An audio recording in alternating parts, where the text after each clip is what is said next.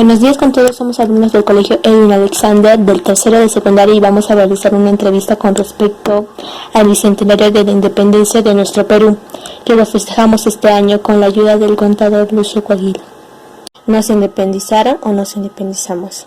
Como bien sabemos, la independencia del Perú lo proclamó José de San Martín el 28 de julio de 1821 en la Plaza Mayor de Lima. Sin embargo, el Perú luchó por ello desde tiempos mucho más remotos, considerando a Túpac Amaru II uno de nuestros héroes que se rebeló en 1780, presidido por Mateo Pumacahua desde la ciudad de Cusco y Juan José Crespo desde Huánuco entre los años 1811 a 1815. Además, hubo revueltas en Tacna, liderados por Francisco Antonio de Sela, que no pudieron cumplir su objetivo ante el poder del virreinato. Mientras tanto, las Provincias Unidas del Río de la Plata consiguen declarar formalmente su independencia en 1816, pero estos se encontraban muy preocupados, ya que su soberanía se veía amenazada por los españoles que aún permanecían en nuestro Perú. Ante ello aparece la figura de José de San Martín formando el ejército de los Andes, quien avanzó por Chile, proclamó su independencia allí y posteriormente llega a nuestro país. Instala sus cuarteles en Pisco en 1820. Posterior a este se une Simón Bolívar, quien ya había independizado Venezuela, Colombia y Ecuador. Entre varios enfrentamientos donde participaron patriotas peruanos, muchas guerras, finalmente en 1824 el general Sucre, que fue delegado por Bolívar, gana la batalla de Ayacucho, otorgándose ahí la libertad e independencia absoluta del Perú. Mencionando ello, pienso yo que la participación de personajes extranjeros fue muy importante para nuestra independencia. Y se dio todo esto en colaboración con nuestros héroes nacionales, por lo que se puede decir que nos independizamos del virreinato gracias a toda la participación de los héroes nacionales junto con los internacionales. ¿Cómo afectó la independencia del Perú en la economía peruana? Posterior a nuestra independización, los primeros años para el Perú fueron muy duros, con una inestabilidad política en medio del primer militarismo y un colosal endeudamiento que se habían originado por las guerras para lograr nuestra independencia. Las deudas eran con Chile, la Gran Colombia, España e Inglaterra. Estos complicaban el crecimiento de nuestra reciente república en ese entonces. Además, esta crisis trajo consigo suba de impuestos, saqueos, destrucción de las haciendas y hubo una fuerte baja en el comercio nacional e internacional. ¿Qué significa para ti el bicentenario de la independencia del Perú? Entendamos por la palabra bicentenario, de acuerdo a la Real Academia de la Lengua Española, el día o año en que se cumplen 2 siglos de un suceso famoso o del nacimiento o muerte de una persona ilustre.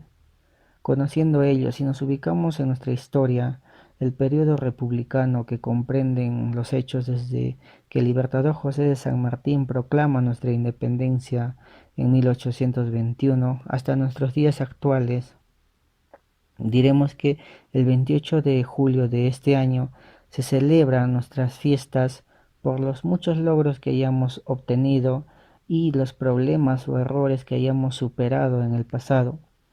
Además, marcamos el inicio del tercer ciclo de la vida republicana y lo más importante, que todos juntos podemos mejorar como país, ser cada vez más libres, ser unidos, respetuosos de la diversidad que existe, siendo un momento para reflexionar todos los acontecimientos más importantes de nuestra historia y ponernos o encaminarnos hacia un futuro más realista que beneficie a toda la ciudadanía. ¿Cuál fue el rol de la mujer en la independencia? La mujer peruana no fue indiferente en este proceso de la revolución emancipadora. Ellas participaron continuamente en diferentes movimientos de rebelión. Por ejemplo, algunas se encargaban de recolectar alimentos para los batallones, también donaban dinero para esta causa, colaboraban en el envío de provisiones, en el envío de armas, protegían y ocultaban a los patriotas que eran perseguidos, ¿no?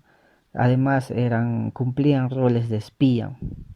Entre las mujeres que resaltamos en este proceso de independización sería Micaela Bastidas, quien era la esposa de José Gabriel o Tupac Amaru II, quien era consejera y su estratega, ¿no? Quien le sugiere en ese entonces la urgencia de tomar la ciudad de Cusco.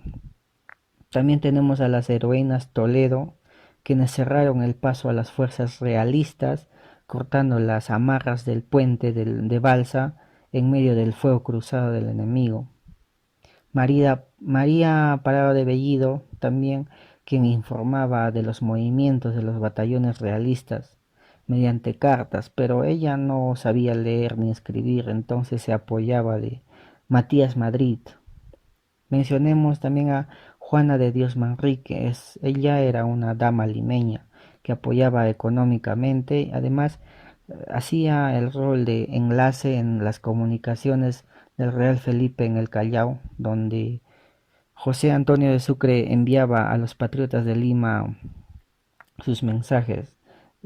Ella lideraba una red de espionaje, contando con el apoyo y sus servicios de un pescador que lo reconocemos también como héroe, José Olaya Balandra.